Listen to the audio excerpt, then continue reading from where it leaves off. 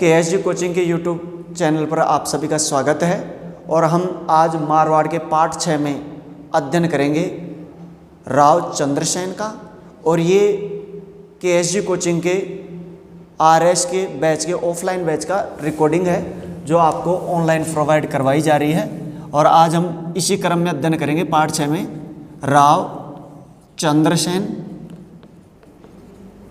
इनका कार्यकाल था 1562 से लेके और 1562 से 1500। हालांकि इनकी मृत्यु 11 जनवरी 1581 को हुई थी, लेकिन अब हम 1580 एक मोटे रूप से ले लेते हैं। किताबों में एग्जैक्ट रूप से ये लिखा है। तो शुरुआती चरणों में इनकी मृत्यु हो गई थी। सबसे पहले इनका जन्म एकमात्र में दो ही हैं, केवल दो ही राजा हैं जिनकी डेट ऑफ बर्थ आपको याद रखनी है। एक तो राव चंद्रसेन मारवाड़ में और एक महाराणा प्रताप। इनके अलावा मैं किसी की डेट ऑफ बर्थ नहीं लिखाता, पैदा कब हुआ, क्योंकि अपने को इससे कोई मतलब नहीं। लेकिन इनका इसलिए लिखाते हैं क्योंकि इन्होंने पूरी जीवन संघर्ष किया। और जैसे प्रताप के तो प्रताप जयंती मनाने भी लगे 9 मई 1540 का उनका डेट ऑफ बर्थ, प्रताप जयंती मनाते हैं। ठीक है, महाराणा प्रताप पुरस्कार दिया जाता है वगैरह वगैरह। तो इनका भी डेट ऑफ बर्थ बहुत इंपॉर्टेंट है, इसलिए इनको रट लेना। 30 जुलाई 1541 को इनका डेट ऑफ बर्थ हुआ। राज्याभिषेक की बात की जाए तो इनका राज्याभिषेक 31 दिसंबर को हुआ, 31 दिसंबर 1562। जबकि इनके पिता की मृत्यु कब हो गई थी? 7 नवंबर 1562। और इनका कब हो रहा है? ठीक है, इनके पिता का नाम मैंने बता ही दिया था आपको। पिता का नाम क्या था? राव मालदेव। इनके पिता का नाम था राव मालदेव। अब देखो, मालदेव की काफ़ी पत्नियां थी, उनका सभी का ब्यौरा तो देना बड़ा मुश्किल है। काफ़ी पत्नियां थी, लेकिन उनमें मोटे रूप से अपन 2-3 के बारे में देख लेते हैं। इनकी जो सबसे बड़ी जो रानी थी उनका नाम था कछवाई रानी।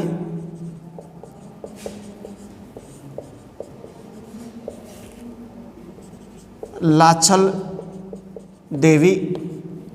और इनके पुत्र का नाम था राम। क्या नाम था? राम। तो सबसे बड़ा पुत्र का क्या नाम था? राम। ठीक। एक दूसरी थी बठियानी रानी।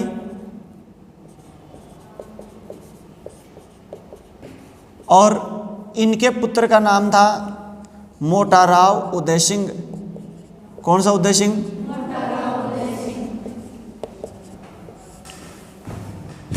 और एक थी झाली रानी स्वरूप देवी। स्वरूप देवी। और इनके पुत्र का नाम था राव चंद्रसेन। क्या नाम था? राव चंद्रसेन इनके, है ना। और इनका एक और भाई भी था। इनका एक और भाई भी था जिनका नाम था राय सिंह। राम सिंह नहीं था, इनका अलग ही नाम था। एक अच्छा सा नाम एक और था, चलो कोई नहीं। तो काफ़ी पत्नियां थी, लेकिन एक उमादेव भी थी इनकी पत्नी। उमादेव, जिसे क्या कहते हैं अपने? रूठी रानी। उमादेव क्या कहते हैं? रूठी। तो इनके तो कोई बेटा पैदा हुआ ही नहीं था, इन्होंने तो राम को गोद ले लिया था। ठीक है, तो ये सभी चीज़ें। अब इसका सबसे बड़ा बेटा योग्य पुत्र कौन था? राम। राजा कौन बनना चाहिए था? राम। तो इसके पारिवारिक जीवन देखते हैं। राजा की 3 चीज़ें देखते हैं।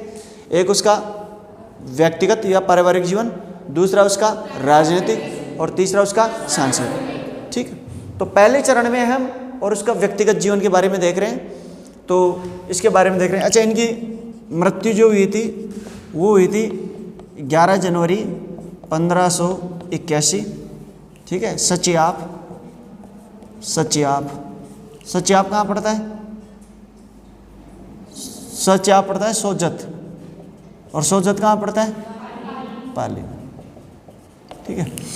अब देखो, इनकी कछवाई रानी, सबसे बड़ी कछवाई रानी थी लाछल देवी। लेकिन इस जैसे ही इसको पराजित करता है, मालदेव को पराजित किया था शेरशाह सूरी ने, और जोधपुर पर अधिकार कर लिया था। और जब जोधपुर के पुनः अधिकार किया राव मालदेव ने, तो उसके बाद में इस रानी को विवाद हो गया और इन रानी को तलहटियों के महलों में भेज दिया और लाछल देवी यहाँ से निकल जाती है। और उसका जो पुत्र था राम, वो राम गुंदोज चला जाता है और गुंदोज में रह रही थी उमादे। गुंदोज में कौन रह रही थी? उमादे गुंदोज पाली में पड़ता है, तो अपनी उसके बाद तो उमादे ने इसको गोद ले लिया था। उमादे ने क्या ले लिया था? गोद। तो इस बेटे से भी विवाद हो गया, इस रानी से भी विवाद हो गया, तो इसका तो पत्ता साफ। मालदेव वैसे जिसने अपने पिता की हत्या कर दी, तो वो कैसे सौंपेगा? दूसरी रानी देखो बटियानी रानी, और उनके पुत्र का क्या नाम था? मोटा राव उदय। अब ये अपनी बटियानी रानी को नहीं चाहता था, तीसरे नंबर की झाली रानी को चाहता था, स्वरूप देवी को, जिसने स्वरूप सागर तारा बनाया था। ठीक है, तो इसने क्या किया? मोटा राव उदय सिंह को फलोदी परगना दे दिया।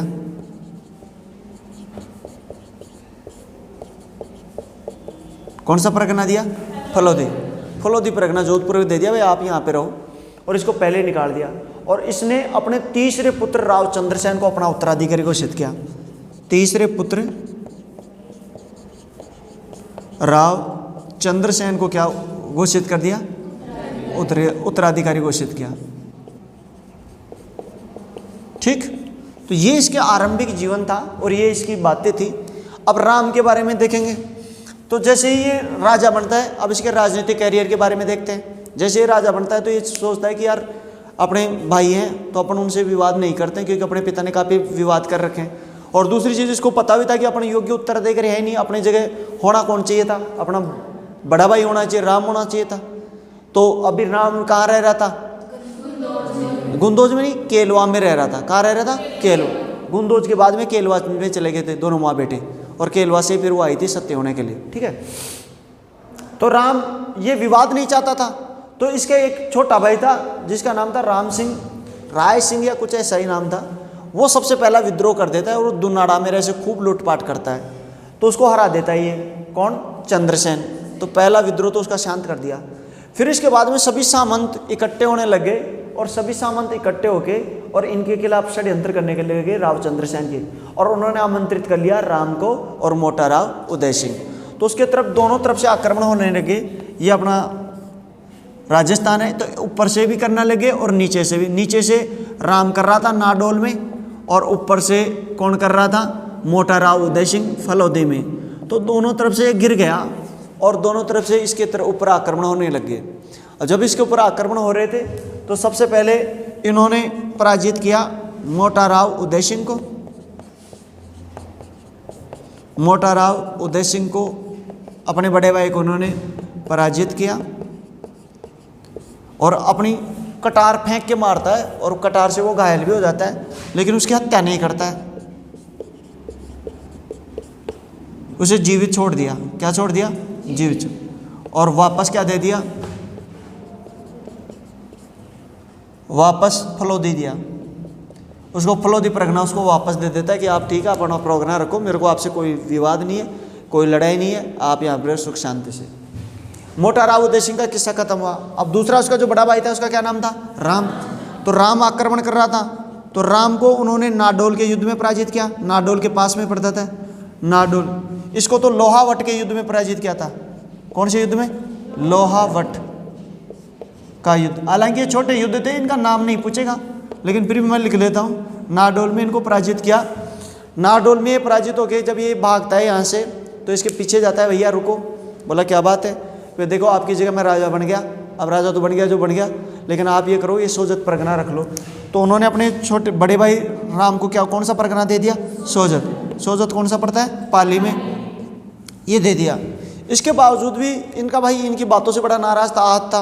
अब देखो छोटा भाई तो राजा बन रहा है, बड़ा भाई बैठा बैठा तमाशा देखेगा, ताली बजाएगा, हुक्म ऐसे खड़ा रहेगा, तो बड़ी बेइज्जती फील होती है।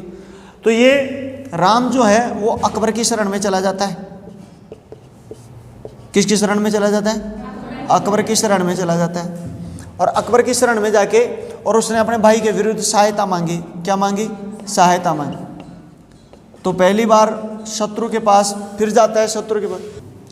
अब अकबर इसकी सहायता के लिए अपने सेनापति को भेजता है 1564 में, और उनका नाम था हुसैन कुली खान। क्या नाम था? हुसैन कुली खान। और हुसैन कुली खान आक्रमण करता है और जोधपुर पर अधिकार कर लेता है। किस पर अधिकार करता है? जोधपुर पर अधिकार।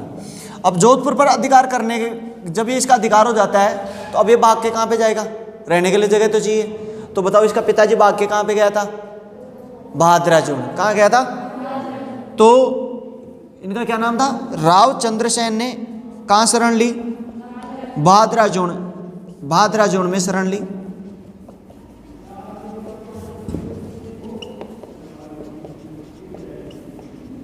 अब इसके बाद में, अब इसके समय जो था वो बड़ा मुश्किल से गुजर रहा था, क्योंकि 1562 में राजा बना और 1564 में तख्त छिन गया, जोधपुर छिन गया, तो कुछ बचा ही नहीं था इसके पास। तो इसके दिन बड़े गरीबी में, बहुत बेकार स्थिति में चल रहे थे। तो उसके बारे में फिर काफ़ी कहानियाँ आती हैं। जैसे इन्होंने भाटियों को पोकरण बेचा था, पोकरण की जागीर 1 लाख रुपए में बेच के अपना खर्चा चलाया था। इसने अपनी पत्नियों के गहने गिरवी और मेवाड़ महाराणा उदय सिंह के पास गिरवी रखे थे, फिर अपना खर्चा चलाया था। इसके अलावा उसने महाजनों पर बहुत, महाजन जो थे सेठ साहूकार, उनके ऊपर बहुत ज़्यादा ठिकानों पर बहुत ज़्यादा कर लगा दिया था, लूट खसोट करने लग गया था। भाई टैक्स, अब खर्चा तो चाहिए, पेट नहीं भरा तो क्या करेगा। तो इस महाजनों ने भी इसके खिलाफ बगावतें कर दी, वो भी इसके खिलाफ विद्रोही हो गए। तो ऐसी काफ़ी चीज़ें इसमें मिलती हैं। तो इसके सबसे बुरे दिन यहीं से गुजरते हैं। आर्थिक तंगी में, आर्थिक तंगी के 3-4 चीज़ें हैं। इन पे क्वेश्चन पूछे भी जा चुके हैं। एक बार 2nd ग्रेड में पूछा गया था, जो उसकी अलोकप्रियता का कारण बना था। पहला तो इन्होंने पोकरण की जागीर बेच दी, पोकरण की जागीर। ये आनंदराम पांचोली इसके पास थी, इन्होंने आनंदराम पांचोली को दे रखी थी, आनंद पांचोली। ये जागीर इन्होंने किसको बेच दी? जैसलमेर के भाटियों को बेची, जैसलमेर के भाटियों को बेची। दूसरा इन्होंने क्या किया? अपनी रानियों के गहने व जेवर गिरवी रखे। मेवाड़ महाराणा उदय सिंह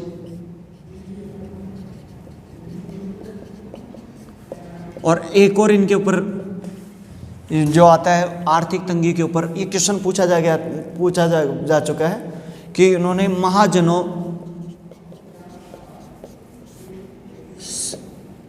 से लूट खसोट की, और लूट खसोट करने के कारण ये अलोकप्रिय हो गया। क्या हो गया? अलोकप्रिय। तो इस प्रकार इसके बहुत बुरे दिन चल रहे थे। ये बहुत अच्छा शासक होते हुए भी अब इसके दिन ही हो गया। अब देखो इसकी स्थिति ये थी कि अगर यहाँ पे घर पे दाने नहीं है तो चोर तो बनेगा, डाकू तो बनेगा, है ना। तो इनके बड़ा भाई राम जो है वो दौड़ रहा है, अभी भी उसको राजा नहीं बनाया, उसको जोधपुर का राजा नहीं बनाया अकबर ने, ना उदय सिंह को राजा बनाया उसने। कोई सा क्षेत्र भी, ये दोनों में से कोई से भी राजा नहीं बने, और ये भी खुद भी जंगल भटक रहा है। अच्छा, इसका एक उपनाम और देख लेना, इसको चलो बाद में करा देंगे, आप एक इसका स्क्रीनशॉट ले लो पहले। अब इसके बाद में इतिहास की सबसे महत्वपूर्ण घटना आती है, और उसके बारे में आप याद रखना और उसे कभी मत भूलना, बहुत महत्वपूर्ण घटना आती है। 1570 में नागौर दरबार लगा। कौन सा दरबार लगा? नागौर। अब बताओ इसे नागौर दरबार क्यों कहते हैं? नागौर में लगा था इसलिए नागौर दरबार कहते हैं। किसने लगाया? अकबर ने लगाया। किसने लगाया? अकबर। अकबर यहीं पे आ गया और यहाँ पे नागौर दरबार का आयोजन किया। और नागौर दरबार का आयोजन 1570 में, याद रखना, अकबर एक बार दरगाह पर पैदल गया था। तो इसी साल में गया था, 1570 में एक बार ही गया था, पैदल जियारत गया था अजमेर दरगाह पे। तो 1570 में, अच्छा, इन्होंने अजमेर दरगाह को अकबर ने 18 गाँव दान दिए थे, बड़ी देख दी थी। ये सभी चीज़ें अपन वहाँ पे देख लेंगे। तो अकबर नागौर दरबार लगाता है। क्यों लगाता है? उसे पता लगा कि इधर भाई मारवाड़ में बहुत भयंकर अकाल पड़ा है, लोगों के लिए खाने पीने के लिए पानी भी नहीं है, पीने के लिए पानी भी नहीं है। तो उन्होंने दरबार का आयोजन किया, और आयोजन करके और उन्होंने एक तालाब का निर्माण कराया, उसका नाम था शुक्र तालाब। कौन सा तालाब? शुक्र तालाब। अब देखो ये बड़ा इंपॉर्टेंट चीज़ थी उस ज़माने में। इसके पास कोई भी आना नहीं चाहता था। इसके पास क्यों नहीं आना चाहते थे? वो ये सोच रहे थे कि ये एक मुस्लिम बादशाह है और इनकी संस्कृति, ये मांस खाते हैं वगैरह वगैरह, काफ़ी चीज़ें थी जो अपने से डिफरेंट थी उनके समाज में। तो अपना भय भी उत्पन्न कर रखे थे इन दो के कि आप उनके पास मत जाओ, ये ऐसे हैं वैसे हैं। तो इस भय को दूर करने के लिए आया, और इस दरबार में क्या किया कि इन्होंने शुक्र तालाब खुदाया। अब उस ज़माने में कोई जेसीबी मशीन तो हुआ नहीं करती थी, तो खोदने के लिए महिलाएं आती थी, तो महिलाएं अपने बच्चों को भी लेके आती थी। अब बच्चों को लेटा दिया और वो एकदम मिट्टी डाल रही है, तो और अकबर जो अपना दरबार उरबार लगने के बाद में उठ के चला जाता था। अब वो चाकर जाता था सेल्फी वेल्फी लेने के लिए और अपने छोरों को रखता था, भाई तू सेल्फी रखना। गया और कोई मजदूर का बच्चा रो रहा है तो उसे गोद में उठा लेता, रे बच्चे, तो वो बच्चा अब उसके ऊपर सुसु कर दिया, तो उसका कहता नाटी भाई तूने सुसु कर दिया, पूरे कपड़े खराब कर दिए। अब वो महिलाएं उसको कहती तेरा छोरा न ठा लियो, अकबर खा जाए लो, देख जी मार लो। लेकिन वो देखती कि ये तो बहुत अच्छा आदमी है, सुसु कर दिया तो भी कुछ नहीं बोला। उसका पति तो उसको सुसु करने पर बच्चे को उठा के मारता था, फेंक देता था, उसको 2-4 गालियाँ काट निकालता था। तो उन औरतों में हृदय परिवर्तन हुआ कि ये आदमी तो बहुत अच्छे हैं। ये हिंदू मुस्लिम की कहानियाँ बिल्कुल एक राजनीतिक मुद्दा है, वरना ऐसा कोई बात ही नहीं है। तो उन्होंने जाके अपने पतियों को बताया, पतियों ने मजदूरों ने मालिकों को बताया और शेठों ने राजाओं को बताया। और इसके दरबार में 3 राजा उपस्थित हुए और जिन्होंने अधीनता स्वीकार की। ये याद रखना नागौर दरबार में एक था जैसलमेर, और जैसलमेर का राजा था हर राय। कौन सा राय? हर राय। दूसरा राजा जिसने अधीनता स्वीकार करी वो था बीकानेर, और बीकानेर का राजा था कल्याणमल। कौन सा मल? कल्याण। और तीसरा था बूंदी, और बूंदी का राजा था सुरजन हाडा। कौन सा हाडा?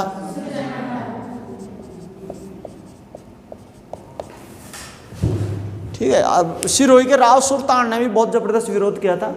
ये 3 आदमी थे राजस्थान के जिन्होंने औरंगजेब को, मतलब जो अकबर था, इसको बहुत ज़्यादा तंग किया था। एक महाराणा प्रताप, एक राव चंद्रसेन, और एक तीसरा कौन था? राव सुल्तान, है ना, सुल्तान देवड़ा जिसको अपन कहते हैं। सुल्तान देवड़ा सिरोही का था, बहुत ज़बरदस्त आदमी था, उसने भी इनको काफ़ी प्रिजन। इन तीनों ने सुल्तान देवड़ा था, ये तीनों ने अधीनता स्वीकार कर ली। और ये तो अपने दोनों बच्चों के साथ पहुंचा। इसके बड़े छोरे का नाम था राय सिंह, और छोटे का नाम था पृथ्वीराज राठौड़। कौन सा राठौड़? पृथ्वीराज राठौड़। और दोनों का बेटा दोक लगाओ, और दोनों बेटे लंबे होकर दोक लगाए। खुश होकर अकबर ने आशीर्वाद दिया कि जा बेटा राजा बनेगा। अब अकबर जिसको आशीर्वाद दे दे वो राजा बनेगा कि नहीं बनेगा?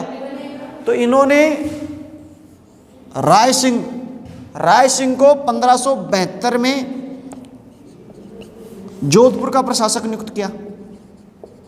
किसका प्रशासक नियुक्त किया? जोधपुर का प्रशासक नियुक्त किया। तो ये क्वेश्चन कई बार पूछा जा चुका है। तो राय सिंह को क्या नियुक्त किया गया था? जोधपुर। राय सिंह किसका पुत्र था? कल्याणमल। कहाँ का राजा था? बात समझेगा। तो 3 राजाओं ने अधीनता स्वीकार की थी, और इन दोनों ने तो अपने वैवाहिक संबंध भी बनाए थे। वैवाहिक संबंध स्थापित किए। अपनी पुत्रियों का, बहनों का विवाह किसके साथ किया? अकबर के साथ तय करके, और इस रिश्ते को और भी प्रगाढ़ कर लिया। अब देखो इस दरबार में क्या होता है। इस दरबार में जो राव चंद्रसेन था वो भी आता है। राव चंद्रसेन आता है और वो देखता है कि उसके सारे विरोधी लोग एक तरफ खड़े हैं, और एकदम तैर के देख वो भी आ गया। इसकी कोई इज्जत नहीं की जाती। इसका बड़ा भाई राम भी उपस्थित था, बड़ा भाई मोटा राव उदय सिंह भी उपस्थित था, और उसको वो सम्मान, वो स्थान नहीं दिया जाता। तो ये बड़ा दुखी होता है। तो राव चंद्रसेन दरबार में उपस्थित तो हुआ, दरबार में क्या हुआ? उपस्थित तो हुआ, लेकिन वापस लौट गया। बीच में क्या लौट गया? वापस लौटा।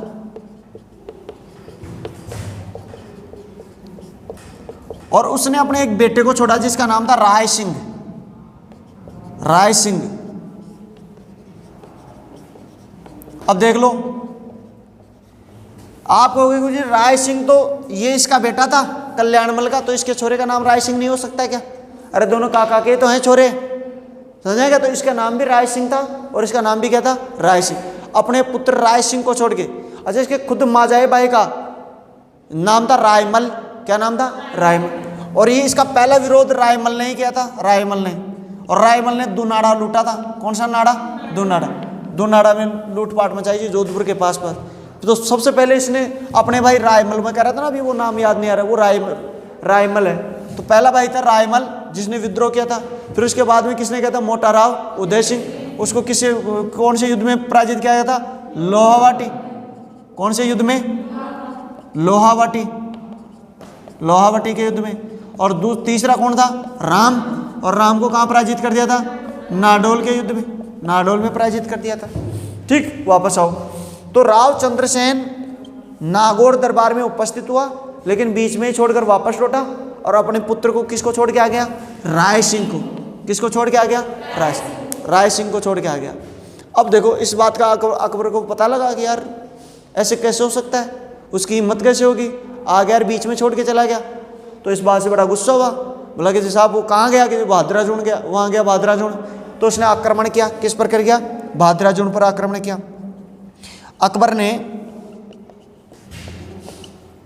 अकबर ने हुसैन कुली खान को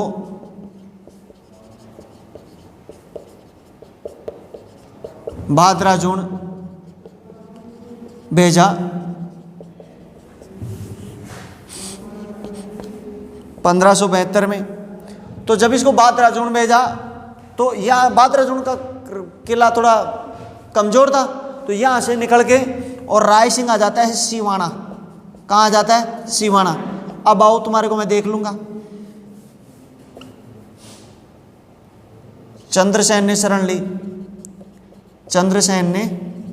ली और यहाँ पे लेके और उसने किलेबंदी कर ली कि अब जो भी आएगा मैं उसको देखूंगा। अब आओ तुम, और अपनी पूरी सेना इकट्ठी कर ली। सिवाना बड़ा खतरनाक किला है, आपने देखा था कुमठ नामक झाड़ी पाई जाती है, उसके कारण बड़ा मार्ग दुर्गम है, इसको कोई जीत नहीं सकता।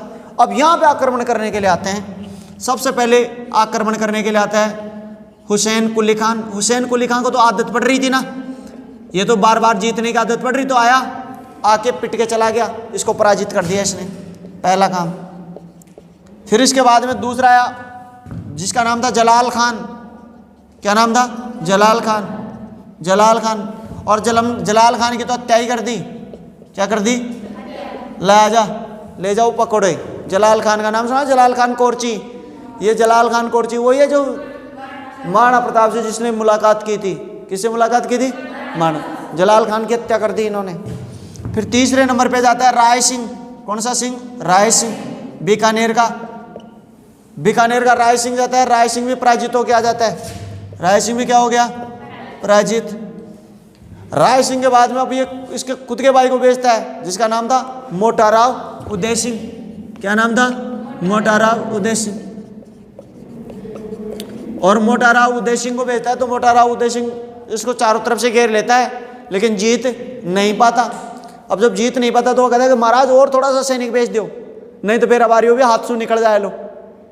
तो उधर अकबर उस टाइम चित्तौड़गढ़ के किले पर आक्रमण कर रहा था, तो कुंभलगढ़ के किले पर आक्रमण कर रहा था।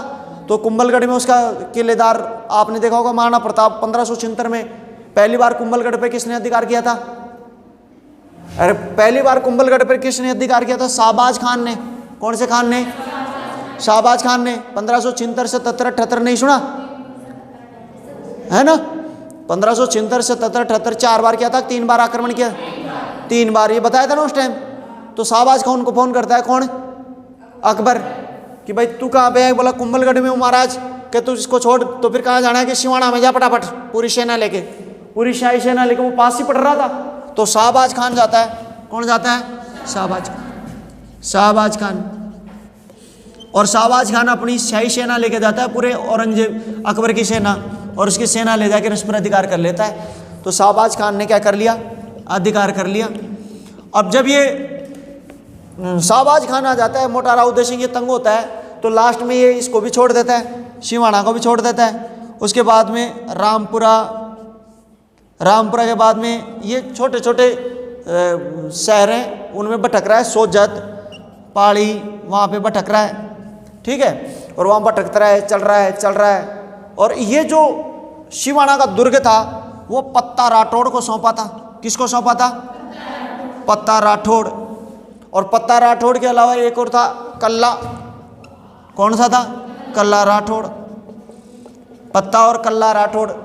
अच्छा, कल्ला राठौड़ के बारे में मैं बता दूं, इसका बड़ा भाई था राम था, तो राम के छोरे का नाम था कल्ला, राम के लड़के का नाम था। याद रखना इसको ढंग से।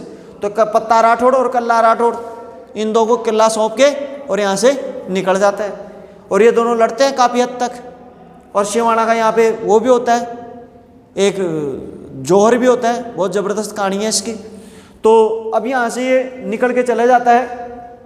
फिर इसके बाद में ये छोटे छोटे, सबसे पहले भादराजोण, जोधपुर से निकलने के बाद में इसकी पहली राजधानी कौन सी बनी थी? भादराजोण। भादराजोण के बाद में ये कहाँ चला गया? सिवाना। सिवाना के बाद में कहाँ चला गया? रामपुरा। और ये छोटे छोटे वो हैं सोजत, इनमें भटक रहा था। और यहाँ पे भटकते भटकते इसके बाद में फिर वो गया मुंडाडा, और ये पड़ता है मेवाड़ में, मेवाड़। फिर इसके बाद में ये गया सिरोही, और सिरोही के बाद में ये वागड़ जाता है, वागड़ यानी डूंगरपुर। और डूंगरपुर का उस टाइम राजा था प्रताप सिंह। क्या नाम था? रावल प्रताप सिंह। रावल प्रताप सिंह इसकी सहायता करता है, और इसको सहायता करता है और काफ़ी मतलब धन वगैरह भी देता है, ठीक है। लेकिन अब इतना तो नहीं दे सकता भाई। आप कोई आपका मित्र अगर संकट में है तो आप उसे 150 रुपये तो दे सकते हो, किराया भाड़ा दे सकते हो, 5-10 दिन रख सकते हो। अब ऐसे तो नहीं कर सकते हो पूरे जीवन का उसे दे दो, नहीं कर सकते ऐसे तो कोई भी। तो इसकी सहायता करता है। फिर ये वापस आता है वहाँ से, और वहाँ से आता है तो ये कोटड़ा आता है। कोटड़ा पड़ता है तुम्हारा मेवाड़ में। कहाँ पड़ता है? मेवाड़। और जब ये कोटड़ा में आता है तब इससे महाराणा प्रताप ने मुलाकात की। किसने मुलाकात की थी? महाराणा प्रताप से भी मुलाकात की थी। अच्छा, महाराणा प्रताप से ये 2 बार मुलाकात करता है। एक तो इसके राज्याभिषेक में जाता है, जब महाराणा प्रताप का राज तिलक हुआ था ना, तो उसमें कौन उपस्थित था? रावचंद्र सिंह। अब उपस्थित तो होगा बेचारा, खाने पीने के लिए कोई सामान नहीं था तो वहाँ चला जाता, थोड़ा खर्चा पानी निकल जाता था, ठीक है। बहुत बुरे दिन निकले थे इसके, बहुत बुरे दिन निकले थे। तो महाराणा प्रताप से आके इसने मुलाकात की, कोटड़ा। कोटड़ा। अच्छा, इसका एक उपनाम भी लिख लेना, उपनाम। वैसे भटकते रहता है ये, इसके बाद में उपनाम याद रखना, मैं अभी बाद में लिखा दूंगा उपनाम। इसका एक तो उपनाम है मारवाड़ का बूला बिसरा राजा। मारवाड़ का बूला बिसरा राजा। इसे इतिहास में वो राजा के दर्जा ही नहीं दिया, इसका लिखा ही नहीं उन्होंने, इसको तो एकदम साफ कर दिया, बूला बिसरा राजा कहते हैं इसको, ठीक है। दूसरा इसका नाम है मारवाड़ का प्रताप। किसका प्रताप? मारवाड़ का प्रताप। तीसरा इसका नाम है प्रताप का अग्रज। प्रताप का अग्रज। और इसको प्रताप का पथ प्रदर्शक भी कहते हैं, प्रताप का पथ प्रदर्शक। तो ये 3-4 उपनाम है इसके, ये देख लेना। इन्हें अग्रज क्यों कहते हैं? अग्रज इसका ये बाद में पैदा हुआ था, ये तो 1941 में पैदा हुआ था, 23 जुलाई को, जबकि महाराणा प्रताप 9 मई 1540 में पैदा हो गया था।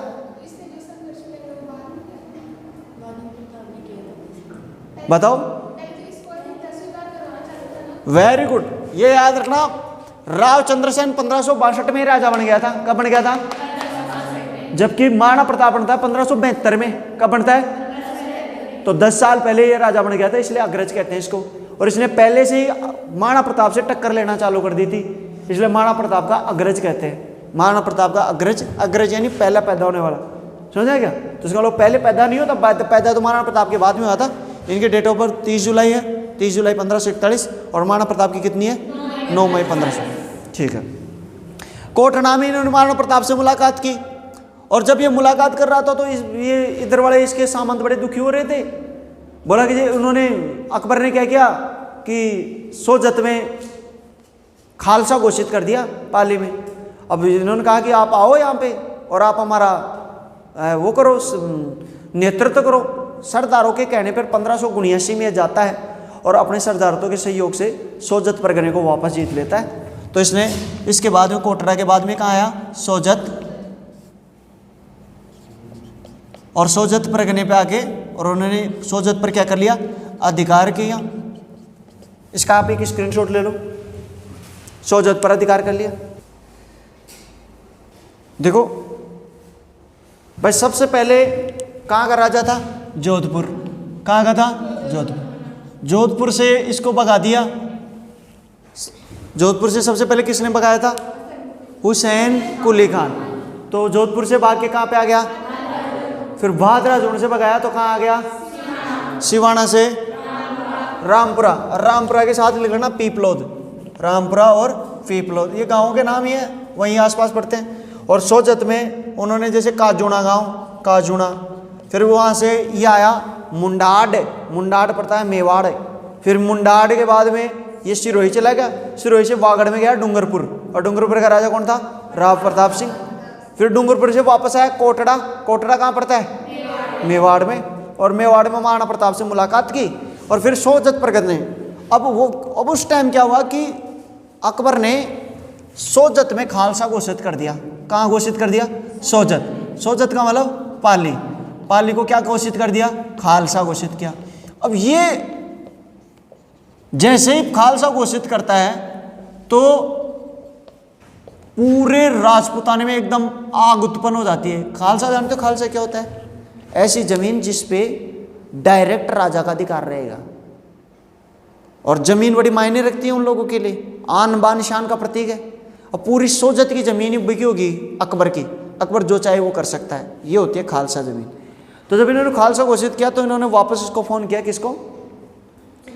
राव चंद्रसेन को। बोला आप कहाँ हो?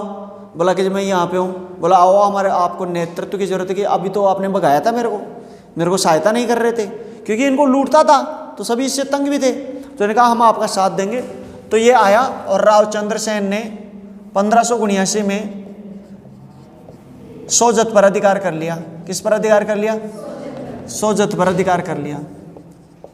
सोजत पर अधिकार करने के बाद में अब उसका हौसला बढ़ा थोड़ा, तो थोड़ा आगे बढ़ता है और अजमेर की तरफ आक्रमण करता है। कहाँ आक्रमण किया? अजमेर पर आक्रमण किया, लेकिन अजमेर को जीत नहीं पाया, विफल हो गया। क्या हो गया? विफल। तो ये वापस आ जाता है। अब इसके पीछे फिर सेना आ जाती है। अभी तक तो इसने सोजत जीता था, वो और हाथ से निकल गया, तो सोजत भी किससे निकल गया? हाथ से। तो अब ये यहाँ से भाग के चला जाता है सारण पर्वत। कौन सा पर्वत? सारण पर्वत। सारण पर्वत वैसे सोजत में पड़ता है, पाली में। फिर सारण पर्वत पे भी जब सेना आ जाती है तो इसकी सचियात पर्वत पे आ जाता है। कौन से पर्वत पे? सचियात पर्वत। और सारण पर्वत और सचियात पर्वत दोनों कहाँ पड़ते हैं? सोजत में। और सोजत कहाँ पड़ता है? पाली में। और यहीं पे सचियात पर्वत पे इनकी क्या हो जाती है? मृत्यु। इनकी मृत्यु हुई थी 11 जनवरी 1581। ये अपने आजीवन भटकता रहा। ये पहला शासक था, राजपूताना का पहला शासक, जिसने अकबर का प्रतिरोध किया। किसका प्रतिरोध किया? अकबर का प्रतिरोध किया। अकबर का प्रतिरोध करने वाला पहला शासक कौन था? दूसरा, ये पहला शासक था जिसने दुर्ग के स्थान पर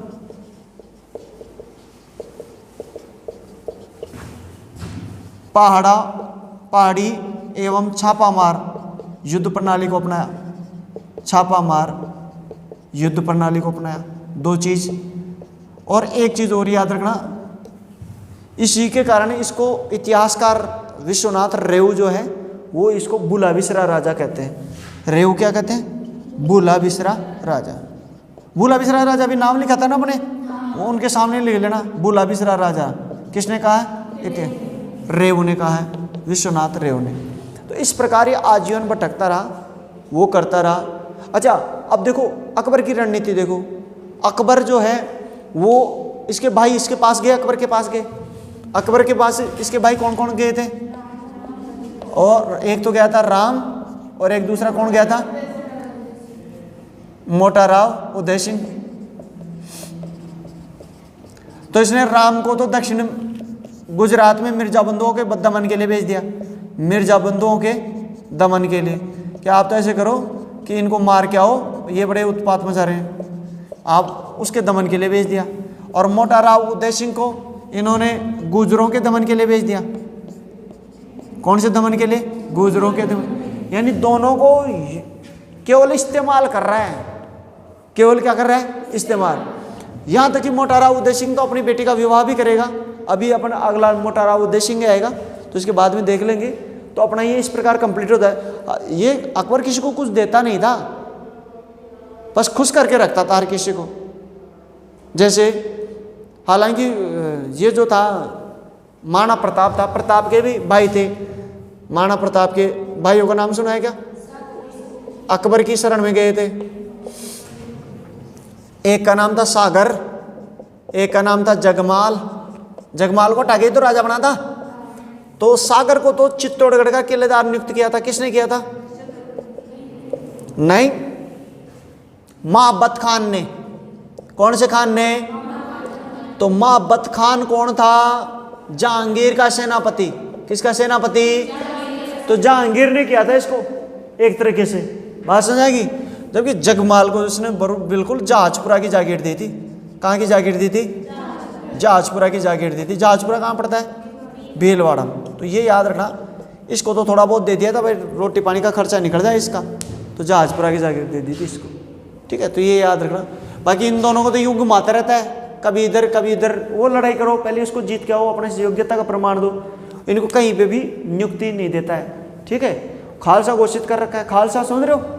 खालसा मतलब डायरेक्ट राजाधिकार कर रखा है। ठीक है, तो आप इसका एक स्क्रीनशॉट ले लो। यहाँ तक ही है ये बाकी पुराना है।